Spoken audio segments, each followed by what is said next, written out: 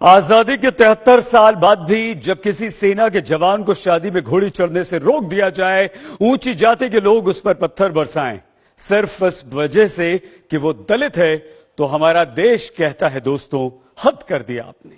लेकिन ये शर्मनाक हद आज भी हमारे देश का सच है। गुजरात के बनासकांठा में एक जवान को ऐसे ही व्यवहार से गुजरना पड़ा, पुलिस को फेरे कराने पड़े। इतने ऊंचे कि जब एक दलित अपनी शादी में घोड़ी पर चढ़ता है तो उसकी ऊंचाई से वो डर जाते हैं, उसे नीच कहते हैं और रोक देते हैं बारात। बिल्कुल यही हुआ बनासकांठा के आकाश कोइटी के साथ। उनकी आंखों में इस समाज के सड़ जाने से मिली हुई जिल्लत को पढ़िए। सरहद पर मादरे हिंद की हिफाजत के लिए लड़ते हुए किसी ने नहीं पूछा कि तुम्हारी जाति क्या है, तुम्हारी रगों में बहते हुए लहू का इतिहास क्या है, क्या है तुम्हारे पुरखों के नाम, पूर्वे और विरासतें। लेकिन ब्याह करने निकले तो गांव के अगड़ों ने पथराव कर दिया क्योंकि वो घोड़ी पर सवार थी। तुम्हारी ये मजाल कि दलित होकर ठाकुरों के सामने घोड़ी पर चढ़ते हो, मारो पत्थर।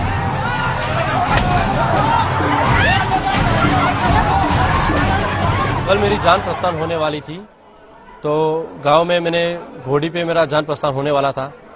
तो जान जैसे ही गांव में निकली तो कुछ असामाजिक तत्वों ने मेरे पे हमला किया, पत्थर मारा किया। उसमें से 3-4 लोगों को ईजा भी हुई है और मुझे घोड़ी पे से उतारा गया, मेरी तलवार छीन ली गई और उसके बाद मैंने पुलिस प्रोटेक्शन मंगवाया। पुलिस प्रोटेक्शन के साथ मैंने जान को प्रस्थान किया। आकाश कोइटी सेना में जवान है और इन दिनों जम्मू कश्मीर में तैनात है। पिछले ही रोज शादी करने के लिए बनासकांठा के सांदीपाड़ा गांव आए थे। बारात निकली तो परंपरा के मुताबिक आकाश घोड़ी पर बैठ गए। बारात निकलनी थी ठाकुरों के दरवाजे के सामने से। जैसे ही दूल्हा घोड़ी पर सवार हुआ, ठाकुरों ने पथराव शुरू कर दिया। बारात में भगदड़ मच गई और जहां महिलाओं का गरबा चल रहा था, वहां मातम पसर गया। 60 साल के एक बुजुर्ग समेत कई महिलाएं घायल हुई।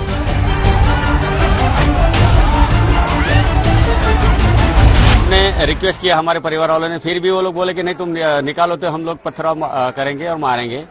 तो मैंने खुद एसपी सर को कॉल किया, तो एसपी सर ने पुलिस बंदोबस्त करके यहाँ पुलिस से 4-5 गाड़ी भेजी। उसके बाद हमने घोड़ी पर दूल्हा को बारात निकाली।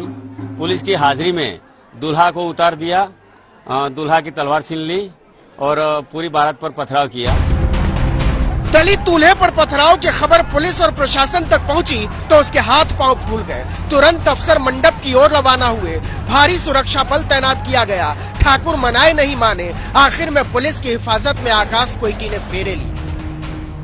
તેમ પછી પોલીસ આવી જતા પોલીસે એમના જે વરઘોડો જે છે એમના જે રિવાજ મુજબ વરઘોડો પણ કાઢાવ્યો અને એમની જાન પણ વ્યવસ્થિત પ્રસ્થાન કરાવી અને બહુ શાંતિથી આખો કાર્યક્રમ કાલે પૂર્ણ કરાવ્યો અને ગામે બીજો કોઈ અનિચ્છનીય બનાવ ન બને તે માટે તાત્કાલિક સજ્જડ બંદોબસ્ત ગોઠવવામાં આવેલ છે।